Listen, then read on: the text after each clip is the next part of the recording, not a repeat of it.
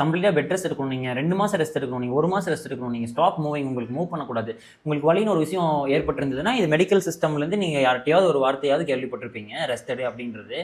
ஆக்சுவலாக ரெஸ்ட் எடுக்கிறதுனா நம்ம பெட் ரெஸ்ட்னு நினச்சி தப்பாக புரிஞ்சுட்டு இருக்கோம். ரெஸ்ட்னா என்ன அப்படிங்கிறத நான் கிளியராக எக்ஸ்பிளைன் பண்ணுறேன். இன்னொரு பிரச்சனை என்னன்னா, ரெஸ்ட் இருக்கிறனால இன்னும் அந்த பகுதி வீக் தான் ஆகும், இன்னும் நம்ம சைக்கலாஜிக்கல் அஃபெக்ட் தான் ஆகும். எப்படி அது சரி பண்ணணும் அப்படிங்கிற கேள்வி நிறைய பேருக்கு ஏற்படலாம். இந்த ரெஸ்ட்ன்றது புரிஞ்சுக்கிறதுக்கு முன்னாடி இந்த கெப்பாசிட்டிங்கிற ஒரு விஷயத்தை புரிஞ்சுக்கணும். நம்ம எப்போ இம்ப்ரூவ் ஆகும் அப்படின்னா, நம்மளை தாண்டி ஒரு ஸ்டிமுலஸ் நம்ம கொடுக்கும்போது தான், நம்மளை தாங்கிக்க முடியாத ஒரு ஸ்டிமுலஸ் நம்ம மேலே அப்ளை ஆகும்போது தான் நம்ம இம்ப்ரூவ் ஆகும். ஸ்ட்ரென்த்தாக இருந்தாலும் சரி, என்டியூரன்ஸாக இருந்தாலும் சரி, மைண்ட் செட்டாக இருந்தாலும் சரி, எதாக இருந்தாலும் சரி.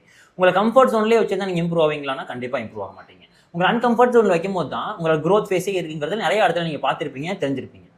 அப்படி இருக்கும்போது இப்போ ஒரு ஸ்ட்ரென்த் ட்ரைனிங் எக்ஸாம்பிள் தரேன் பாருங்க. ஒரு 80லேருந்து 100 கிலோ ஸ்குவாட் பண்ண தெரிஞ்ச ஒரு ஸ்ட்ராங்கான ஒரு அவர் வந்து இன்னும் நான் ஸ்குவாட் பண்ணி இம்ப்ரூவ் பண்ணணும்னு ஆசைப்படுறாரு.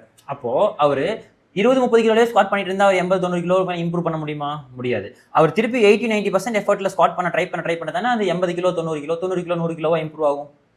அதே மாதிரி ஒருத்தர் ரன் பண்றாரு, அவர் வந்து 5 பேஸ் கீழே ஓடுவாருங்க. விச் மீன்ஸ் வந்து 1 கிலோமீட்டர் 5 நிமிஷத்துக்குள்ளேயே ஓடிடுவார். அந்த மாதிரி 10-15 கிலோமீட்டர் அவரால் ஓட முடியும். நல்ல பாடி ஃபிட்டா வச்சிருக்காரு. அவர் வந்து இன்னும் குறைக்கணும், நான் வந்து ஒரு 430 பேஸ்ல ஓடணும், ஒரு 4 பேஸ்ல ஓடணும்னு நினைக்கிறாரு அப்படின்னா, அவரு இன்னும் எஃபோர்ட் போட்டு ட்ரைன் பண்ணாதான் அந்த பேஸுக்குள்ள அவரால் இம்ப்ரூவ் ஆக முடியும். இப்போ இவரை கொண்டு போயிட்டு 1 கிலோமீட்டர் 7 நிமிஷத்துல ஓடுங்க அப்படின்னு சொன்னா அவருக்கு ரொம்ப ஈஸியா இருக்கும்ல. அது ஃபீல்ஸ் ரெக்கவரி தான். அதே மாதிரி தான் 100 கிலோ ஸ்குவாட் பண்ண தெரிஞ்சவங்களை கூட்டிட்டு போய் ஒரு 30-40 கிலோ ஸ்குவாட் பண்ணிச்சோம்னா அது feels easy for them, recovery தான். அது எந்த ஒரு ஸ்டிமுலஸும் பாடியில் கொடுத்து பிரச்சனையை ஜாஸ்தி பண்ணாது. இப்போ இங்கே தான் நீங்கள் ரெஸ்ட்ன்ற ஒரு விஷயத்துக்கான அர்த்தத்தை புரிஞ்சுக்கணும். ஒருத்தர் ஜாக் பண்ண வலிக்குது, எக்ஸசைஸ் பண்ண வலிக்குது அப்படின்னு ஃபீல் பண்ணுறாங்கன்னா, மைல்டு இருக்கிறதுலே ஒரு 40% கீழே அதை பண்ணிக்கிறதுக்கு பேரும் ரெஸ்ட் தான். That is also considerably as rest.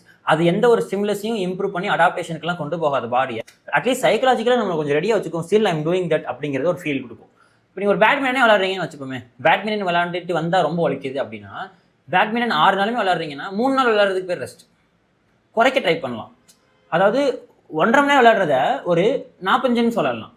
இந்த மாதிரிலாம் பண்ணால் கூட அது ரெஸ்ட் தான். கம்ப்ளீட்டாக ஸ்டாப் பண்ணி பெட் ரெஸ்ட் இருக்கும்போது சைக்கலாஜிக்கல் அஃபெக்ட் ஆகும். பட் இதுக்கு எல்லாத்துக்கும் முன்னாடி எந்த அளவுக்கு அது ப்ராப்ளம் சீரியஸாக இருக்குங்கிறத தெரிஞ்சுக்கிட்டு பண்ணது ரொம்ப இம்பார்ட்டன்ட். பட் ரெஸ்ட்னாலே பெட் ரெஸ்ட் கிடையாது, நம்ம எவ்வளோ ஸ்ட்ராங்காக இருக்கோங்கிறத பொறுத்து தான் அது டிட்டர்மைன் ஆகுது.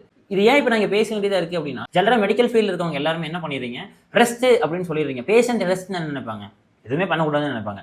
எந்த அளவுக்கு ரெஸ்ட் எடுக்கணும், எப்போ என்ன பண்ணணும், எப்போ பண்ண ஆரம்பிக்கணும், இதெல்லாம் எதுவுமே சொல்கிறது இல்லை. அவங்க வாழ்க்கை பூரா ரெஸ்ட் எடுக்கணுமா, வாழ்க்கை பூரா அது பண்ணவே கூடாதா, எப்போ தான் பண்ண ஆரம்பிக்கிறது, இதுக்கான கிளாரிட்டியை நம்ம கொடுக்க வேண்டிய ரெஸ்பான்சிபிலிட்டி இருக்கும். ஸோ ரெஸ்ட் அப்படின்னாலே பெட் ரெஸ்ட் கிடையாது. நம்மளால முடிஞ்சதை நம்ம 40-50% எஃபர்ட்டுக்குள்ள டாலரபிள் பெயின் லிமிட்டுக்குள்ள நம்ம பண்ணிக்கலாம். கம்ப்ளீட்டாக பெட் ரெஸ்ட் எடுக்க சைக்கலாஜிக்கலாக இன்னும் அஃபெக்ட் தான் ஆவீங்க. எப்படா நம்ம அதை பண்ண போகிறோம்னு ஒரி தான் ஆகும். இன்னும் வீக் ஆவீங்க, திரும்பியும் பெயின் வரும், பிரச்சனை நினச்சிக்குவீங்க, க்ரானிக் பெயினில் மாட்டிக்குவீங்க.